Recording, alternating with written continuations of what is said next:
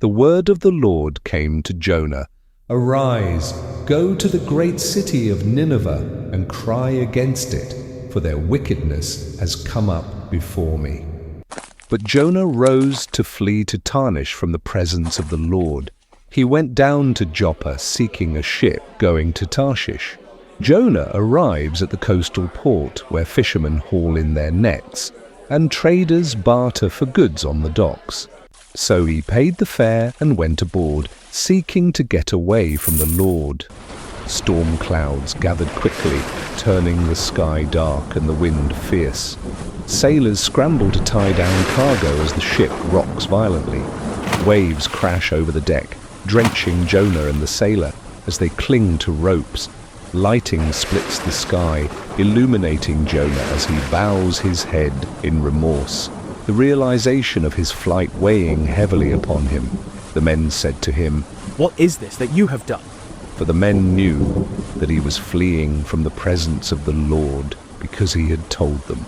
Jonah said, "Take me up and throw me into the sea, then the sea will quiet down for you. For I know it is because of me that this great tempest has come upon you."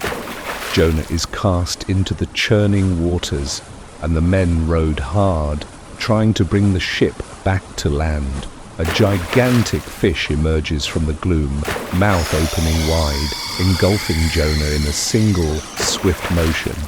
Jonah was in the belly of the fish 3 days and 3 nights. He curls up, overwhelmed, as the fish's ribbed walls pulse around him, echoing the sounds of the sea outside. Days pass in the darkness. Jonah contemplates his actions and prayed to the Lord his God from the belly of the fish. The word of the Lord came to Jonah a second time, saying, "Arise, go to Nineveh, that great city, and proclaim to it the message that I tell you." In that moment, the fish rises toward the ocean's surface, sunlight shimmering faintly above as Jonah looks upward, hope returning to his eyes. The fish breaches, spewing Jonah onto a sandy shore. Jonah staggers to his knees, drenched and exhausted, gazing gratefully at the vast sea before him, then stands and dusts himself off and sets off along a rugged coastal path. The path leads Jonah through arid hills dotted with olive trees, the city of Nineveh's towering walls visible on the horizon. Jonah enters Nineveh's bustling street, surrounded by people in colourful robes and traders hawking their wares. He pauses, watching children play near a fountain, their laughter echoing off the city's grand stone buildings. Then he climbs atop a set of steps, overlooking the crowd, and raises his arms to deliver his message of warning and repentance.